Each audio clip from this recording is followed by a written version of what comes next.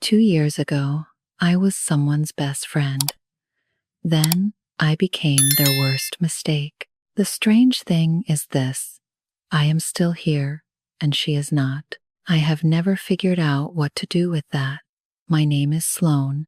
I am 32 years old. I work at a quiet bar in Chicago called the Meridian. I am good at my job. My hands are fast. I remember orders the way some people remember faces. People at the bar trust me, which is funny, because I do not trust myself with anything important anymore. My apartment is small. It sits above a dry cleaner on a side street. My rent is $1,150 a month. I make about $700 a week in tips, more in the summer. I live inside that number. I wake up at 6 in the morning, even on my days off. The walls are white and bare. There are no photos. There is one couch, one lamp, one kitchen table with 2 chairs. I only need 1 chair, but the table came with 2. I never got around to throwing the other one out. I do not drink, not a single drop. I have not touched a beer or a glass of wine in 2 years. At work, I pour Maker's Mark and Tito's all night. I pour cheap gin and the house red. I do not even taste any of it. The kitchen guys drink Folgers from a thermal pot in the back, and that is what I drink too. The other bartenders think I am on some kind of clean health plan. I let them think that. The real reason lives in a part of my brain I try not to look at. My life is very small now, on purpose. I work, I sleep, I work. Last spring, my boss offered me a promotion. I would have been the floor manager. He said I was the best person for the job. I told him I did not want it. He looked at me like I was strange, but he did not push. I cannot have more people counting on me. I cannot have a list of names that need things from me. That is too much. I stopped going to parties. I stopped going to the gym. The instructor at the gym had this loud, easy laugh that reminded me too much of Tess. And one day, I just did not go back. I called the front desk to cancel. The girl on the phone asked me why. I told her my schedule had changed, which was not really true. I changed my schedule on purpose. I do not say Tess's name out loud anymore. Last Thursday, near the end of my shift, a group of women sat at the far end of the bar. They were celebrating something, a birthday maybe, or a new job. One of them took a sharp breath in before she laughed, like she was getting ready. Tess used to do that exact thing, the same little catch in the chest before the sound came out. I was wiping a glass when it happened. My hand stopped. I set the glass down very carefully on the bar mat. Then I picked up another glass and kept working. Nobody noticed. People rarely notice things like that. I wiped the rest of the glasses. I cashed out the last tabs. I walked home in the cold with my hands deep in my coat pockets. The L train rattled past me on the bridge above Lake Street. My eyes felt dry the whole walk. They had felt dry for over a year. Crying was a thing I had not earned. This is my life. This is the shape of it. I survived the crash. I survived the trial. I survived the headlines for about a week. And then the world moved on, the way it always does. After all that, I had to survive myself. And that has been the hardest part by far. Reads started coming in on a Thursday in early September. I remember because the bar had just put up the fall menu. He sat at the corner stool, the one near the service well. He was maybe in his mid-30s, tired around the eyes, but in a clean kind of way. He wore a navy hoodie and jeans. He had a paperback book under his arm, I asked him what he wanted. He said, "Just coffee, please." I waited a second because people do not usually order coffee at a bar at 11 at night. He smiled a little and said it was fine if we did not have it. I told him we did. I poured him a cup from the pot in the back. He thanked me and opened his book. He came back the next Thursday, and the one after that. Always coffee, always alone, always with a book. Other regulars chatted with him, but he was polite and short, and after a while they left him alone. He read for hours. He paid in cash and tipped well. I started to find him strange, in a way I could not explain. Everyone who comes to a bar by themselves is drinking something they do not want to feel. That is one of the few things I have learned in this job. But Reed was not running from anything, or if he was, his way of running looked nothing like the others. One night, around midnight, the bar got slow. He looked up from his book and asked me where I had grown up. It was a normal question, the kind people ask each other every day, but the way he asked it was different. He waited for the answer. He did not tap his fingers, did not check his phone. He did not look around the room while I talked. He listened. I told him I grew up in a small town in Wisconsin. I told him my mom was a nurse and my dad sold insurance. He asked what kind of insurance, and I laughed without meaning to, because no one had ever asked that. I caught myself laughing and stopped. I felt strange, like I had said too much. After that, I tried to be cold. The next Thursday, I made him wait. I served the people on either side of him first. I gave short answers. I did not smile. He thanked me anyway. He left a $20 tip on a $4 cup of coffee. I almost ran after him to give it back. I did not. The Thursday after that, I tried again. I was rude. Not big rude, just small rude. He noticed. He did not say anything. He thanked me and left. He came back the next week. People who get interested in me usually do one of two things. They push too hard, like they want a movie ending out of me, or they leave the second they realize there is nothing easy to win. Reed did neither. He kept showing up. He did not ask for anything. He did not make jokes about how I never let him in. He read his book. He drank his coffee. He left. Then came the night of the paperback. He left earlier than usual. After he was gone, I went to wipe down his spot.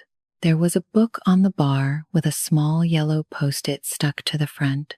The book was Ann Tyler, The Accidental Tourist. The corners were soft from being read. The note said, "Thought of you when I read this. No obligation." That was all. No phone number, no name. He had not even signed it. I put the book in my bag. I did not read it for 5 days. I told myself I would give it back. On the 6th night, I sat on my couch with a cup of tea and I opened it. I read it in one sitting. It was about a man whose life has fallen apart and a woman who slowly, without meaning to, pulls him back into the world. There were no big speeches in it, just two people doing small, ordinary things together. I cried, quietly, on my couch, with the lamp on. It was the first time I had cried in over a year. I did not tell Reed. I did not even tell him I read it, but I kept the book on the table by my bed, and sometimes, when I could not sleep, I picked it up. The next Thursday, he said something at the bar that was a little funny. Nothing big, some small joke about the song that was playing. I smiled, a real one, not the smile I wear at work. I felt it happen on my face, and right after, I felt sick. People who get close to me end up in hospital rooms. I told myself, don't. But the smile already happened. And the Thursday after that, I caught myself watching the door. Before he came in, he never asked about my past. At first, I thought he was just being polite. Later, I understood something different. He was giving me room. I had never had room before. I did not know what to do with it. By December, 3 months had passed since the night he sat down with the paperback. We were not a couple. We had not said any words about it, but something was real between us. In the quiet way things can be real when you do not name them. He started walking me to the bus stop after my late shifts. The first time he did it, he said, "It's on my way," even though it was not on his way. I knew his hospital was in a different direction. I let him say it anyway. He walked me to the stop on Wabash. He waited until the bus came. Then he said good night and turned back toward the train. I started saving the corner stool for him. If a regular tried to sit there on a Thursday, I would say, "Sorry, that's saved for someone." I was lying. He had never asked me to save it. We both pretended not to notice these little things we were doing. One night, near the end of December, the bar emptied out early because of a snowstorm. By the time we closed, it was just me and Reed. The chairs were stacked, the kitchen was off. I was wiping down the bar, and he was reading, and the silence in the room felt soft instead of empty. Outside, the snow was coming down in heavy, slow flakes. I do not know what made me start talking. Maybe it was the snow.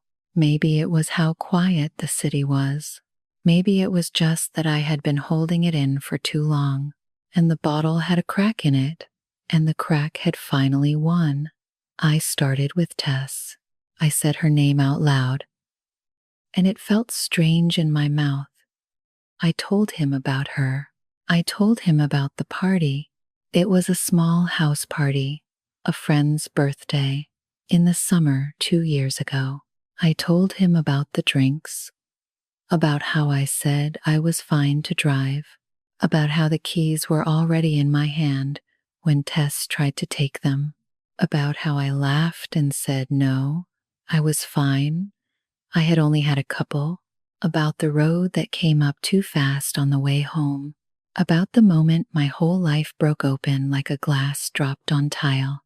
I told him about waking up in the hospital, about the sound my mother made when she walked into the room, about the long, ugly trial, about the headlines and the strangers online who said things about me I will not repeat, about the funeral I was not allowed to go to. Tess's mother had asked me, through her lawyer, to please stay away. I stayed away. I stood across the street from the church in dark glasses for 10 minutes and then walked back to the train. I told him a smaller thing too. Tess's voicemail had been, "Hi, you've reached Tess Kowalski. Leave it, quick." Like she was already moving on to the next thing. I had kept her in my contacts for 9 months after the funeral. Then one night I deleted her. I had cried then too, but a long time ago, in a different version of my life. My voice sounded flat the whole time. I told this story before, in court and in the lawyer's office, but I never told it like this. I never told it to a person who was just sitting there, listening. When I finished, Reed did not say anything for a long time. He did not say, "It wasn't your fault." He did not say, "You've suffered enough." He did not try to fix me. He looked at me, and after a while, he said, "I can see you carry it every day." I noticed that the first night, that was all. 5 short sentences, but it was the first thing anyone ever said to me about Tess that felt true. Everyone else, even my own mother, had tried to make me feel better. They tried to lift the weight off me. Reed was not lifting anything. He was looking at the weight and saying, "Yes, I see it." He reached across the bar and put his hand on top of mine. He did not grab me. He just rested his hand on the back of my hand. His fingers were warm. Mine were cold. I did not pull away. I have not let anyone touch me in 2 years, not since the trial. I let him hold my hand on the bar in the empty room. Walking home that night, I noticed something. I was not in a hurry to get inside. Everyone I ever told about Tess tried to fix it. Reed was the first person who just stayed in the room with it. I did not know that was what I needed. For the first time in 2 years, I felt less alone inside my own story. The crack came in February, on a Tuesday. I had switched a shift with another bartender to cover for her doctor's appointment. The bar was slow, 3 customers, a quiet football game on the TV. A man in green scrubs came in and ordered a beer. He was about Reed's age. He was talkative in a tired, friendly way. "You work with Reed?" he asked. After I mentioned the name without thinking, I had said something like, "Reed usually orders coffee," when he asked if we did good cocktails. I do not know why I said it. The name just came out. "Yeah," I said. "He comes in on Thursdays. He's a good guy," the nurse said. 6 years in trauma. The things that man has seen, you wouldn't believe. He took a long drink and shook his head. There was this one case. A few years back, bad DUI, late summer, 2 girls in the car. The driver lived. The other one didn't. He talks about it sometimes when we're on a long shift. Stayed with him. He named the date. He named the hospital. He said other things, not in a mean way, just talking the way people talk to bartenders. I was not really listening anymore. I kept my hands on the bar. I kept my face the way I had learned to keep my face in the courtroom. I asked if he wanted another beer. He said sure. I poured it. I did not spill any. He left around 11. I closed the bar at 2. I walked home through the cold in a fog. I did not feel my feet on the sidewalk. When I got to my apartment, I sat down on the couch with my coat still on. I sat there for a long time, in the dark, with the heater clicking softly behind me. Around 4 in the morning, I called Reed. He picked up on the second ring. His voice was rough from sleep. "Did you know?" I said. I did not say hello. My voice sounded flat. I learned that voice from 2 years of court. There was a long silence on the other end. I could hear him sit up. Then he said, "Yes." That was the only word. I hung up. I put the phone face down on the couch. I did not move for the rest of the night. What I felt was not simple. It was not just anger. It was a strange, layered thing. Yes, I felt betrayed. But under that, something worse was waiting for me. Reed had been there. He had been in the ER the night Tess died. He had stood maybe 2 feet from her body. He looked at me across his coffee cup for months while he knew the whole time what I had done. And then I told him the story. I handed it to him on a snowy December night while he had already been there, on the other side of it. I felt exposed in a way I cannot really describe. It was not just my guilt that was naked. It was my hope. I let myself hope. And the hope, it turned out, was built on something I did not know. I stopped answering his calls. He called 4 times in the next 2 days. I did not pick up. I asked my manager to tell Reed I was off if he came in. I rearranged my shifts. I covered Mondays and Wednesdays. I gave up my Thursdays.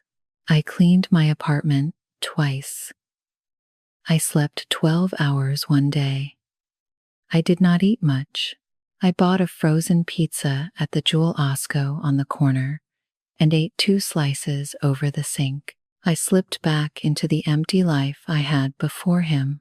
It fit me again, like an old coat I had hung in the closet for a few months. The fit felt right. This was the punishment I knew how to give myself. This felt correct. This felt like what I deserved. But something would not settle. Underneath the anger, a question kept coming back. He knew. He knew from the first night. He chose to come back, Thursday after Thursday. He chose to listen. He chose to put his hand on mine on a snowy night in December. Why would a person do that? I had spent 2 years telling myself that I was someone people should stay away from. I built a whole life around it, and now there was a man who had already known the worst thing about me, and he had not stayed away. He came closer. He had seen Tess. He had been in that room. And then he walked into mine, my bar, my Thursday nights, my Snowstorm, and he never said a word. I did not know if that was the kindest thing anyone had ever done for me, or the cruelest one. 10 days passed. The phone calls stopped after the first 3 days. I told myself I was relieved. I was not, but I told myself I was. On the 11th night, I came home from a Wednesday shift at almost 3 in the morning. I made a cup of mint tea. I sat down at the kitchen table. The empty chair across from me had been empty for a long time. I looked at it. I had thought the chair was for Tess, but I had been wrong about that for 2 years. The chair was just a chair. I had kept it because I did not know what else to do with it. I picked up my phone. I typed 1 line and sent it before I could change my mind. "Can we meet?" The reply came almost right away. He must have been awake or working a night shift. "Yes. Tell me when." I told him Friday, after closing. "The bar." He said he would be there. Friday came slowly. I worked my shift. I cashed out my drawer. I waited until the last customer left, and then I locked the front door from the inside. I turned the chairs up onto the tables. I left 2 stools down. He knocked on the glass at 2:15. I let him in. He sat on the corner stool where he had always sat. He was wearing the navy hoodie. He had not brought a book this time. He had a small folder under his arm, the kind you get from an office supply store, brown, plain. I made him a cup of coffee from the kitchen pot. I made myself another mint tea. The mug felt warm in my hands. I stood behind the bar. He sat in front of it. The shape of us was the same as it had always been, but everything inside that shape was different now. I had been thinking for 2 days about what to say first. In the end, I asked the only question I had. "Why did you keep coming back?" He set down his coffee cup. He took a long breath. Then he started to talk. He said he had recognized my name from the incident report on the same night the accident happened. He had thought about me in the months after, not with hate. He said 2 years of trauma work does something to a person. You start thinking about both people in the car, the one who lived and the one who did not. He had carried both of us in some quiet way ever since. When I walked into the Meridian 8 months ago, with my name on a small black tag on my shirt, he did not know what to do. He recognized me. He walked back out and stood on the sidewalk for a long time.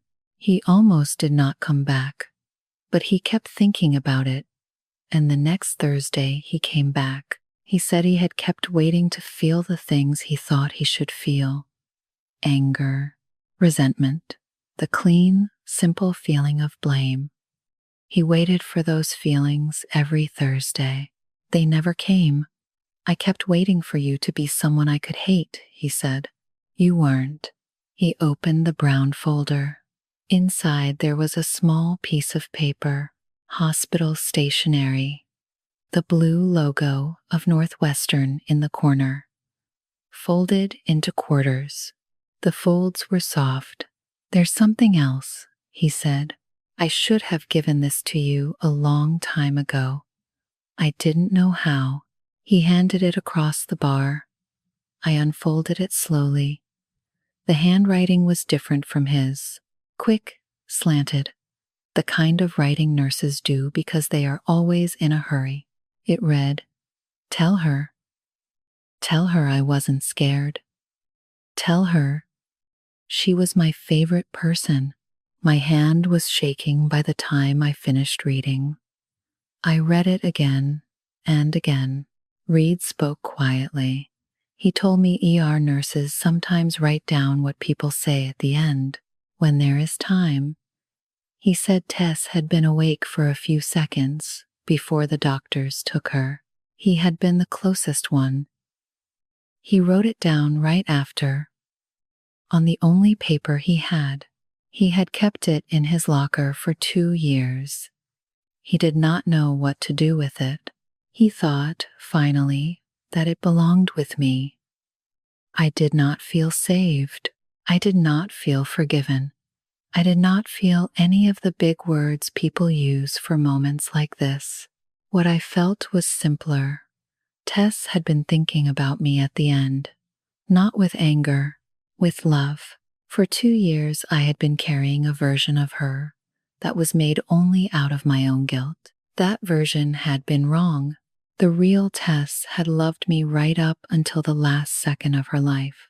I had not let myself know that. I had not let myself have it. I put the small paper down on the bar. I held it flat with one hand, so the folds would not close again. Neither of us said anything for a while. He drank his coffee. I drank my tea. A truck went by outside on the empty street. When I spoke, my voice came out smaller than I expected. I'm not okay, I said. I'm not going to be okay for a long time. That's not going to change. He nodded, slowly. I know, he said. You can't fix this. I'm not trying to. We were quiet again. I held the mug with both hands. I asked him, finally, Then what are you doing? He looked at me for a long moment. He looked tired, the way he always looked.